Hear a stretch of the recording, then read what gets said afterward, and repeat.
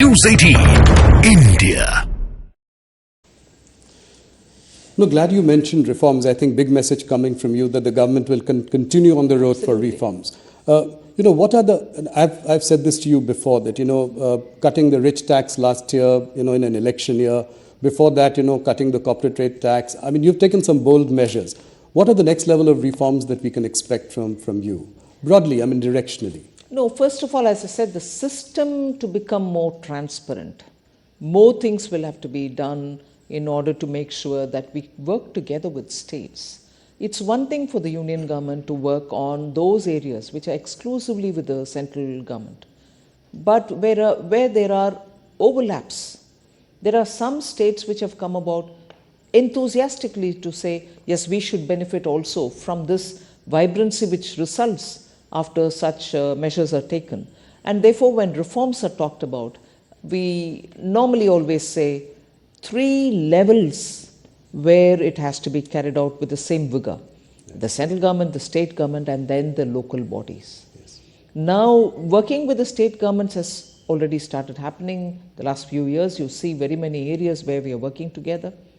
The local body level, the municipal, urban local bodies, the panchayats, we need to have greater interchange of ideas and working together with them also. That will also continue now. Okay. Finance Minister, if I were to ask you this one question, with the exception of Air India, no strategic privatization has taken place, any significant. Whether it is IDBI, Concor, SCI, banks.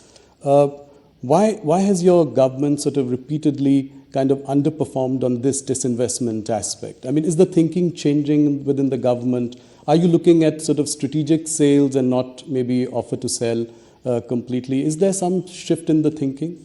I would want you to, first of all, put that question into the frame that I have laid in the matter of public sector enterprises policy. Right. If a policy framework has been announced, and in that we have said that there are only core strategic sectors which government recognizes, where the government will be having a minimal presence. Right. And even in those sectors, private sector will be allowed to, or it will be completely open for them to participate in total. In the sense, there will not be any one sector, inclusive of the core strategic sector, which will be exclusively reserved for public sector, whereby consolidation will have to happen to make them big enough for a big country like India. Yes. Efficiencies will have to be brought in. Their values will have to be increased. So this question of yours will have to fit into that frame. I will not reverse any of the cabinet approved decisions. Okay. But at the same time, you should probably also have noticed that for each of them, we are working to make sure that we are not allowing them to remain there till they are getting disinvested. Equally, we are working to make sure that their valuations are kept up, they are improved upon. That if you look at the public sector listed companies and their valuation in the market today, you see the kind of vibrancy which has been brought into them. Their share values have gone up. The dividends are even much better than earlier. Absolutely. So, disinvestment is one thing, but bring in value to them and make sure that the markets look at them absolutely favorably. No, in fact, the public sector companies have done really well, and public markets are also where they are. Would you consider sort of diluting your stake maybe to 49% in some of the companies? Thereby, they are not government-owned, but at the same time, you have best of both the worlds. And the valuations could go up even further. No, certainly. That is not something which has been denied earlier, meaning as a matter of policy. But in many ways, we are already, you will see periodically, the DIPAM Yes. department which takes care of the disinvestment has slowly, in trickles, released a lot of government's shares into the market so that private ownerships can come in and they can take hold of those shares. So that is happening already, and we'll certainly like to make sure that greater participation, public ownership of in companies like, let's say, SBI or ONGC, yeah. I mean, this could be another possibility. Absolutely. Thank you. One of the big ideas this budget, which struck to everyone as a big idea, has been the announcement of a corpus of 1 lakh crore, to provide interest-free or low-interest sort of loans for research and innovation.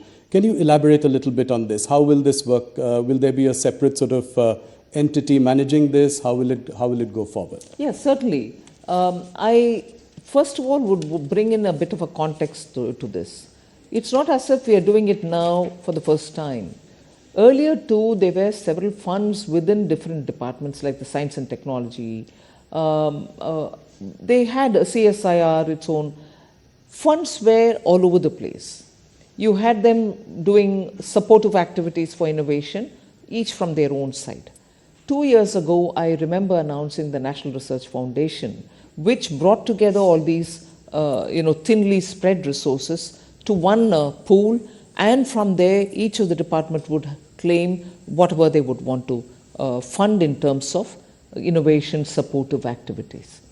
But what we've now done is, they may remain so, but the government would now bring in a kind of a institution or a vehicle which can take this 1 lakh crore, which will be given to them next few years in total, as an interest-free corpus amount. Using that, they can then identify innovation-related exercises which are happening in private sector and fund them. I may give this interest-free 50-year loan to the corpus, but the managers of that fund will then decide to whom at what cost should they give it. The cost may vary depending on the risk factors and the judgment of the professionals who will manage it. But it's certainly a fund from where private innovation will be supported. Got it. I'm sure you'll be asked this question in future, but the allocation for capex at 11.1 lakh crore, does it seem like a lofty goal, considering that you could not even do 10 lakh crore in this year? No, but not really. I mean, we've done only 2 lakh, 3 lakh. That's not the case. Yeah. We're closer to 10. It's also because absorption has its own limits, whether it's the states or the departments within Government of India. When the capital expenditure is undertaken through the outlays given to them, it is only that much within 12 months that they can do and not beyond. So sometimes reaching the target, however ambitious it is to the last mile difficult within 12 months.